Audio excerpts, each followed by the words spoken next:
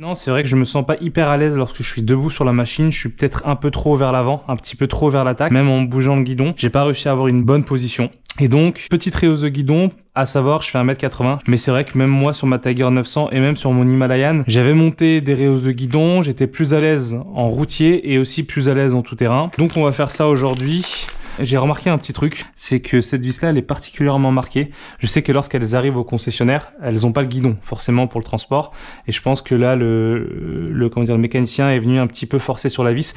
J'espère qu'on va pouvoir la dévisser assez facilement. Avant de mettre les rehausses de guidon, je vais venir marquer le guidon avec du scotch électricien. Donc je vais juste tout simplement mettre un petit coup de scotch pour grosso modo pouvoir repositionner correctement le guidon à l'endroit où il était, et aussi on va pouvoir jouer un petit peu sur le positionnement du guidon pour le mettre un petit peu plus en position enduro, donc un peu plus relevé. Donc maintenant qu'on a repéré où est-ce que le guidon se positionnait, on va mettre un petit linge, ici une microfibre, elle est propre, hein, c'est des taches qui partent pas, pour éviter de venir rayer finalement la moto, et on commence à dévisser.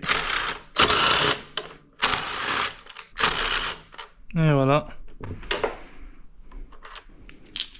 Ça vient de chez Oncle Wang, je crois, ou alors de AliExpress, mais là pour le coup je pense que vraiment vous pouvez les retrouver un petit peu partout. Et l'idée c'est quoi? C'est que ils viennent en lieu et place des pontets là, enfin directement sur le pontet, et il va venir comme ça, le guidon va venir ici, et on va venir avec les pontets d'origine, je sais pas exactement comment ça s'appelle, se refixer tout simplement à l'intérieur. Donc pour le coup il suffit de lever un peu le guidon, de positionner les nouvelles rehausses, de repositionner le guidon à l'intérieur. Hop. Alors déjà l'avantage c'est que, comme on peut voir, il n'y a pas besoin de rallonger les câbles, donc ça c'est très bien. Donc ils vont venir se fermer comme ceci. Dans le kit, on a des vis qui sont fournies, qui ont l'air d'être de bonne qualité, avec des petites rondelles que l'on va mettre. Et on va tout simplement visser à l'intérieur. Là, tout l'intérêt du scotch est de repositionner voilà, à peu près le guidon en lieu et place pour que le scotch vienne ici affleurer finalement les rehausses de guidon. Là, on va pouvoir jouer un petit peu sur l'angle du guidon. À la base, le guidon était comme ça. Moi, je pense que je vais la rehausser légèrement comme ça pour avoir une position quand même qui est pratique aussi au quotidien. Et là, bon bah bêtement, il suffit de venir visser les différentes vis. Ce que je vous conseille de faire, c'est de venir visser vos différentes vis au contact, de serrer légèrement pour avoir un petit peu de résistance, le bouger quand même le guidon, mais au moins ça évitera qu'il bouge pour un rien, et de venir faire vos réglages. Donc moi j'avais dit comme ça me plaisait pas mal, je pense qu'on est plutôt bien. Et donc là je vais venir serrer définitivement. Je vous ai pas dit, mais finalement ça rehausse le guidon de 3 cm, donc d'une trentaine de millimètres comme on peut le voir. Et donc maintenant il nous reste à réajuster finalement les commandes. C'est très simple. Vous avez deux vis, une vis ici, une vis ici, donc une vis là et une vis là. Une petite vis aussi qui vient se prendre sur la cocotte, enfin directement là sur le frein.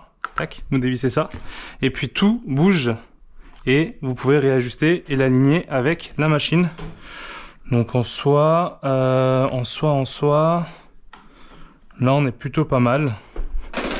Et donc après, bon bah classiquement, il suffit de revisser.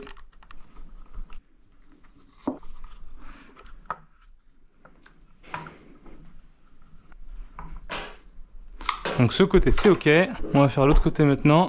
Est-ce que c'est pareil? C'est pareil, sauf que là il y a carrément toute la cocotte à dévisser. Donc c'est au niveau du rétro, on a deux vis en 6 pans. Et puis pareil, on va avoir le bouton start qui va pouvoir venir se dévisser ici. Donc là pareil, on va venir réajuster les commandes légèrement par le bas comme ça. On va venir serrer au niveau de la cocotte.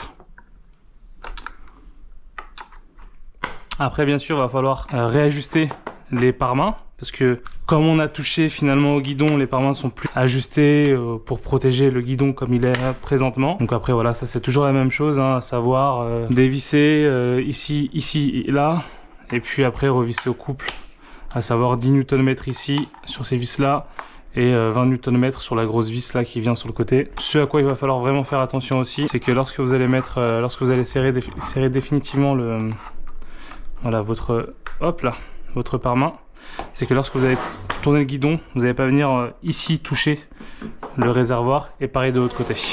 Vidéo très courte, très simple, il n'y a rien de compliqué, quelques vis à dévisser, pas nécessaire d'avoir un pont, à la limite une béquille de stand suffira pour stabiliser la moto et ça se fait assez facilement.